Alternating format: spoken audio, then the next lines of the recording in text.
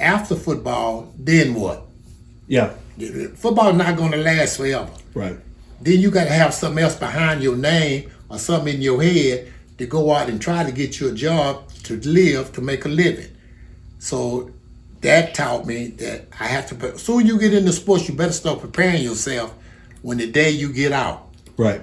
And they wasn't paying millions of dollars like they paying now.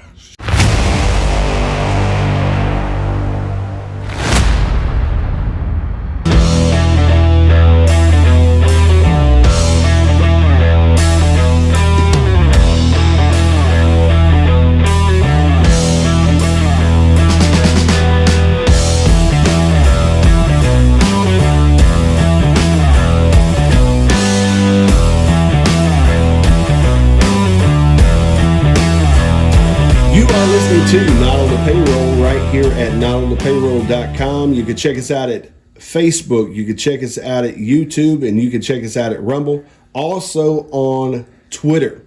If you're out there and you're looking for our content, all you have to do is look for the gorilla with the red headphones, and you have found our mascot. Everything that's associated with that is associated with us here today. We have a very interesting interview for you. We're sitting down with Mr. Godwin Turk down here in Kirbyville. Matter of fact, we're doing this down here at East Texas Banners location. But he is running for one of the seats that's currently held by Mr. Bobby Biscamp. But he is running for one of the seats on the JNEC Board. Is that correct? That's correct. Okay, so tell us a little bit about yourself for folks who don't know. I mean, obviously, how many years have you been here? I've been here 20 plus years here in KIRBYVILLE. Okay. And I've been associated with the school board and also at the KIRBYVILLE Elementary School in the program we got called the Watchdog. And you have to understand that the law enforcement can't protect all of these schools, so it's a volunteer thing. Most of the guys work there are retired, and it's a thing that we want to be out there for the kids that forgot will come with the guns, like we are deterrent. So if I'm going to do anything worthwhile, I want to be in programs like that. And also, I work with the Newton County with Sheriff Burbick. Okay. And I do the security up there for the courtroom. There's certain things that you can and cannot take in the courtroom, and I enjoy that because you learn a lot. Yeah. And it helps me. And I mentor at the elementary school also with the kids, try to help them because I don't want them to end up there in Newton, you know. Sure. With you know how it is. It's hard enough to make it doing the right thing. And if you make a bad choice, then you're in trouble. Sure. So that's the thing I'm trying to help the kids with. I'm giving back to some of the things that I would show them that, look, this is something that you should do if you're going to try to make it in this world. Because playing professional sports is one thing, but after sports, you need something else to do in your life. So right. I'm trying to be a role model for these kids to help them do, so to make it, because I'm just giving back to the community. Yeah, absolutely. So what would you say kind of your, with your volunteer service and the things that you've done here in KIRBYVILLE, even over in Newton County, what would you say is kind of your, I guess you might call it kind of your life vision at this point? My life vision is to be a good example. And like I said, be that role model. And after sports, I called myself when I came to KIRBYVILLE that I was going to be low key, but that didn't make it. Right. Once they found out I played sports and being involved in the Super Bowl, you know how that go. Right. And I tell you, man, it's just, they make guards out of athletes, not the big guard, the small guard. So that's going to stick with me until I go to my grave, and I understand that. So, and then since I've been here that long, I want to try to get on the JNEC Board to try to set an example there. I want to find out exactly how things go. Not that I'm going to get on there and make a big change, because I just want to be involved in it to try to set a good example, to try to find out what's going on, to help this community out. Yeah, absolutely. Give something back. Yeah, so it's, the objective obviously is not to flip over the tables or any of that. It's really to get involved and just help the community thrive. Right, because like I told you earlier, you can't do nothing sitting on the sideline. Right. If you want to make a change, you're going to have to get in the game. That's right. And that's what I'm trying to do now, is to get in the game, find out what's going on, and try to set an example. You know, somebody has to open up the door somewhere, so I'm trying to get in and set an example to help this community and to be a good role model. That's all I want to do, and that's it. That's good. That's good. So what are some of the things that, since you've been here over 20 plus years, and you know, at this point, what are some of the things in the community that are you know, that you feel like have been beneficial and good for you coming here? Well, what helped me since I've been here is that when I first came, I didn't know anybody. And you have to understand, we stand on the shoulders of other people that have been here in this community. Well, they got the names that Bookers and Rice and, you know, stuff like that, and the Coopers. So I want to leave a legacy and set an example that, you know, do something with my name.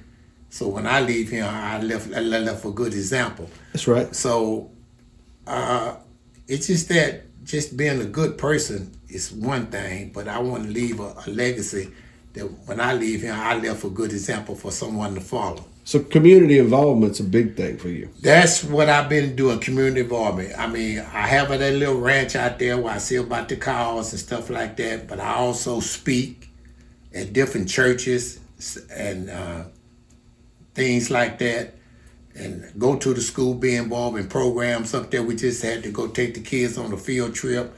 We get involved with them like that, and the kids really love us. Your payback is when the kids come and you give them a hug. A lot of kids don't have daddies. Right. Their daddies are locked up in the penitentiary, most of them, and all those kids need is some love, just a hug. Right. You'd be surprised how that you want a high five, how you can help a kid, tell them good morning, open up the door. Little things like that mean a lot. And go in the lunchroom, maybe sit down and eat lunch with them, just like that, spend some time with them. I think that all men should take some time out to come up to the school for at least an hour, hour and a half, and then you got the rest of the day to do what you want. We need some men. Everybody, like I said, you can't do nothing on the sideline. You have to get in the game. Say when I play sports, you have to get in the game to make a change. Yeah. Sitting on the side complaining is not going to do it. That's right. We have to have men, the men who say all the time about, well, we're in charge. Well, you need to come up there and give up some time to be in charge. Right. And it all is based on a man. You know, this program that we're in it's a man program, and we need more men to come up here and get involved. Yeah. And that's what we need. That's what I'm asking men to do if they're sitting around doing nothing. Sure. So at this point, you know, with running for this seat for the JNEC board, is from your vantage point, you're not running because you see that the current seat holder is doing anything out of sorts. You're just running because you want to actually get involved and help the community. Right. I met Mr. Biscamp, and he probably don't remember it when he talked to me and he explained a lot of things about the board. He's a really good man. I'm not running because I don't believe in throwing all that mud. I'm not into that.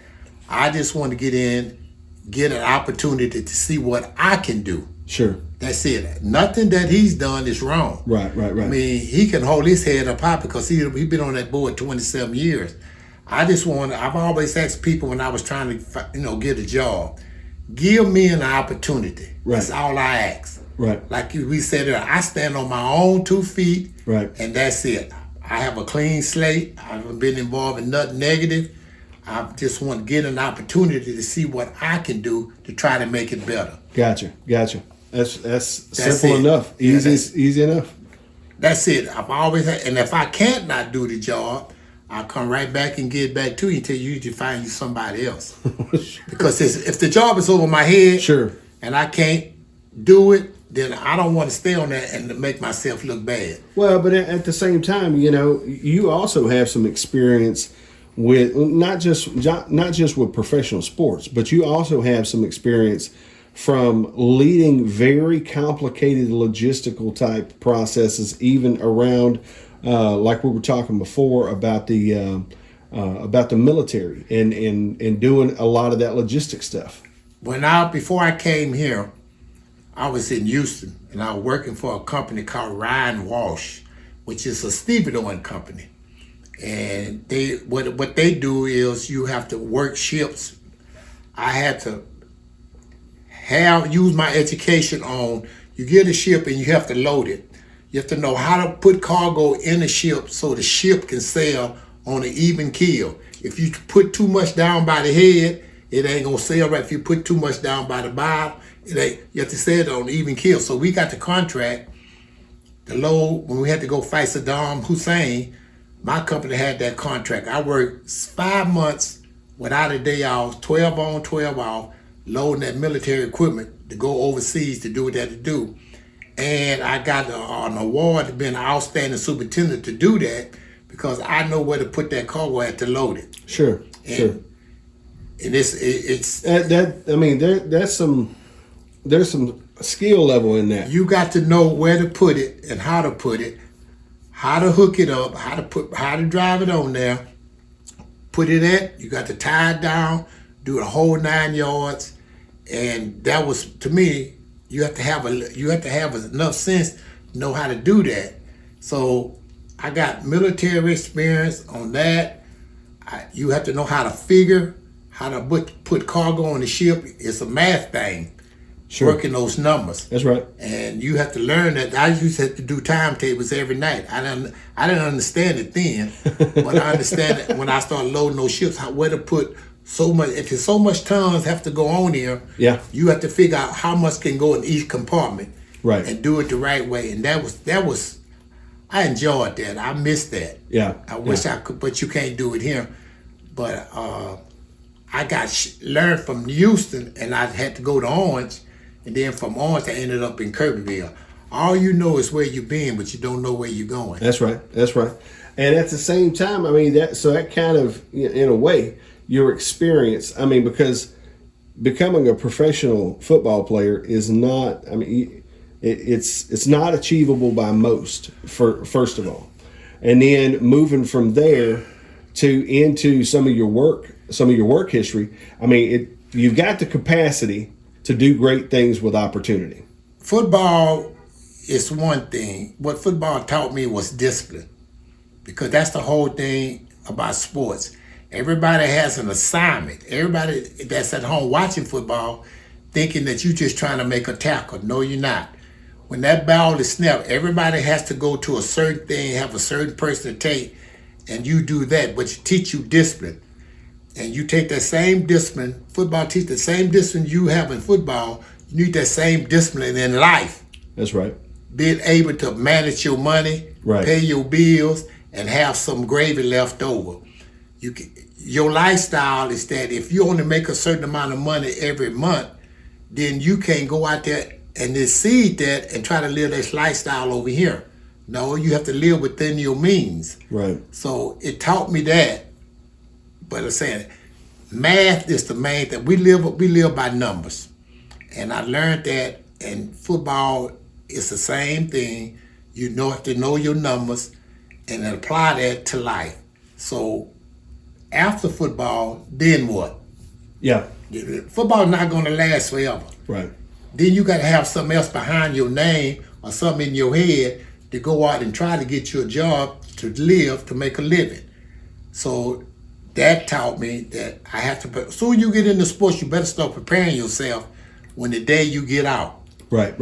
And they wasn't paying millions of dollars like they paying now.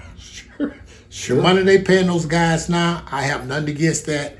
But when we was paying, we were nowhere close to making that kind of money. Right. So if people don't understand that we pay taxes too. If you say you got a $100,000 contract, you ain't gonna get $100,000. The government gonna get half of it. That's right. So the rest that you got, well then you ain't got but 50-some thousand. Well, if you live in a $100-some thousand lifestyle, it ain't gonna take long for you to go down. That's right. So you have to have sense. Yeah. That's what I'm saying is live within your means. Right. Because you have to understand one day it's gonna rain. And if you don't have some money set aside, you're in trouble. That's right. That's exactly right. If God give an ant enough sense to know that it's going to rain, he know he work all day long going putting something in the hole. Because when the rain come, he know he can't go out. That's right. Because the raindrops going to kill him. So if an ant's got that enough sense to do it, but then you have enough sense that you need to put some money aside and live within your means, is what I'm trying to say. Right. And that's what wrong with most athletes.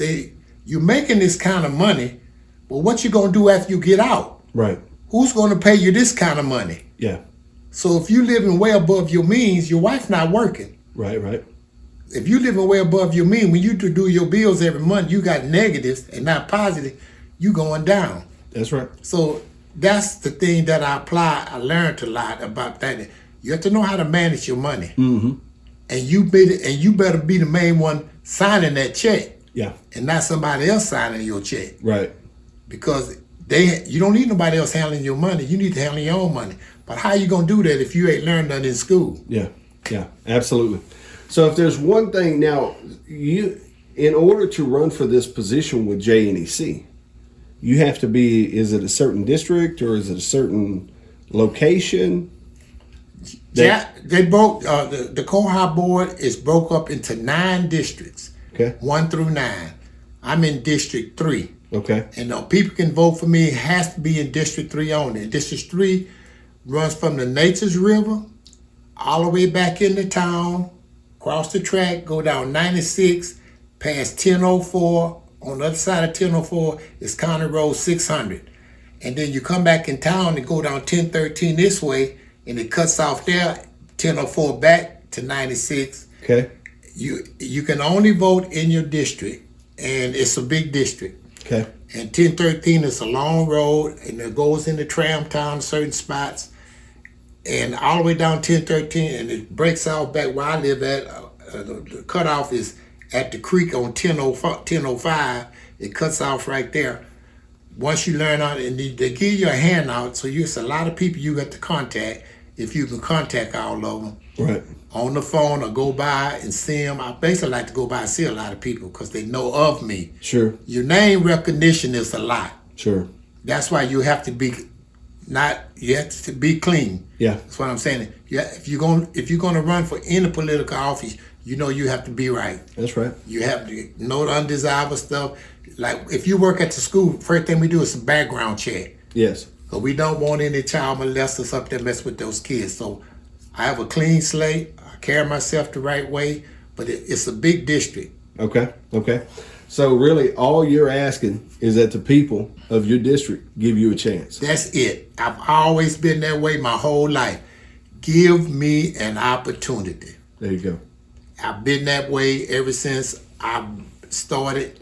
If I come in and knock on your door and you look at my resume, all right, the first thing is they call you and they want to talk to you. And when I end the resume doing the interview, all I ask the person when I'm sitting there looking at it is, give me an opportunity.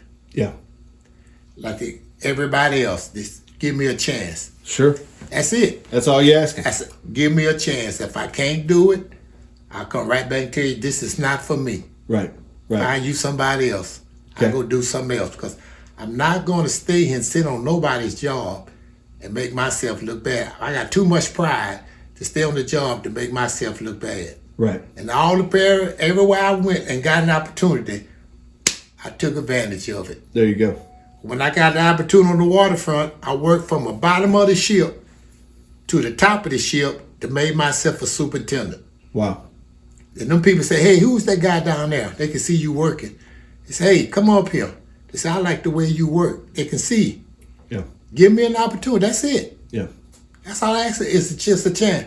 But that's why, when I grew up in the 60s, we couldn't get an opportunity. You know what I'm saying? But Martin Luther King died for me to get an opportunity. Right. And ever since then, I took advantage of it. There you go.